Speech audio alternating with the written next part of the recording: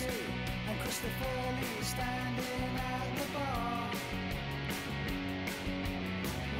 and goblins, apple bobbing, shall I tell you where we are? When nighttime starts to fall. This review is for Mafia's 187. It's kind of funny because I wasn't going to review this movie.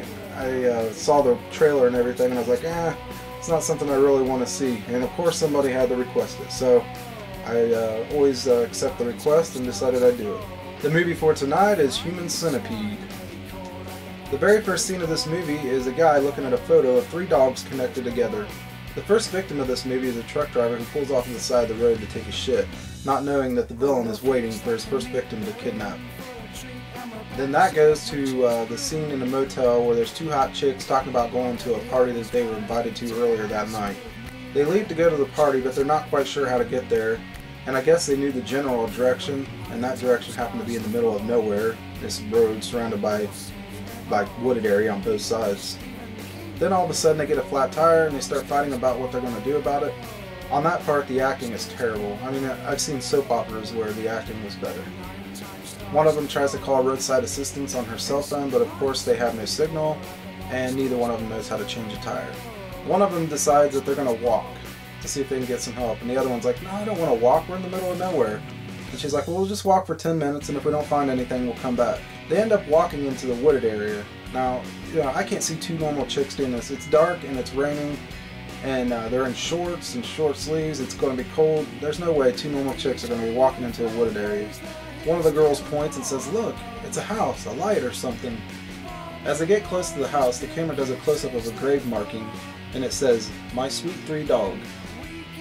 One of the girls knocks on the door. A creepy guy from the beginning of the movie peeks out the side of the window, sees the girls, and he opens up the door. They ask if they can use his phone. He asks if they're alone. Now, if somebody asks if you're alone, you never say you are. That's your tip for this review. The girls go in and sit on the couch, and he says that he's going to call roadside assistance for them. And he also asks if they wanted some water, and of course they say yes, which I have no idea why they would. This guy's creepy. He's got this creepy looking Siamese art on his wall. We find out that this guy's name's Dr. Hire, and he's the #1 surgeon for separating Siamese twins. He tells the girls that he doesn't like human beings. I think this is before they even took a sip of water. Now, if some guy tells you that, do you think you would drink something that he just gave you? Of course they drink the water and it was drugged, and they become the 2nd and 3rd victims. When they awaken, they are tied to operating tables, and the guy that was captured in the beginning of the movie, he's also tied to one. Dr. Hire comes down to talk to the guy, and he decides he doesn't match the 2 girls, so he kills him. Not too long after that, Dr. Hire pulls up to his house in a fancy car, opens up the back door and pulls out a 4th victim. We have no idea how he got this victim, but he ends up doing it, and he drags this guy into the house, and it doesn't show how he drags him into the basement where the operating tables are, but he does. Once they're all awake, they're laying there moaning and screaming, and he gives them a presentation and tells them that they're all going to be connected together to make a Siamese triplet, aka Human Centipede. That's all the story I'm going to get into, but there's an hour of scenes after the Human Centipede is created. I am going to make a correction here.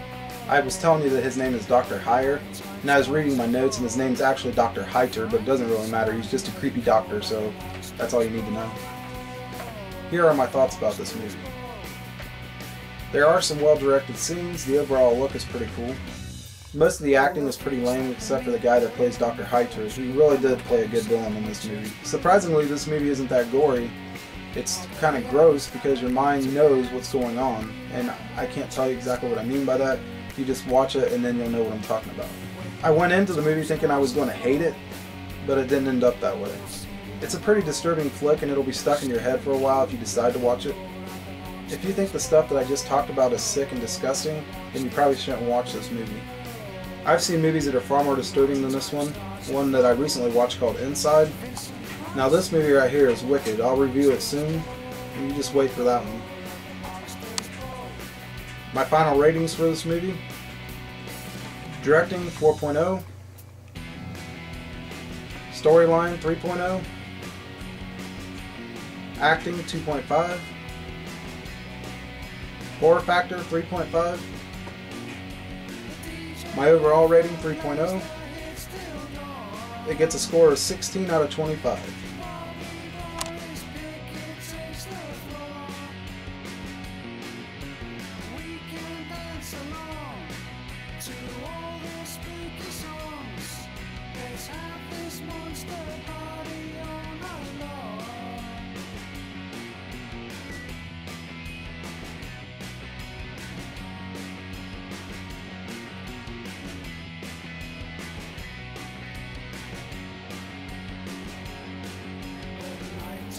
starts to fall. Norman Bates may call, like the monster's ball, like the monster's ball.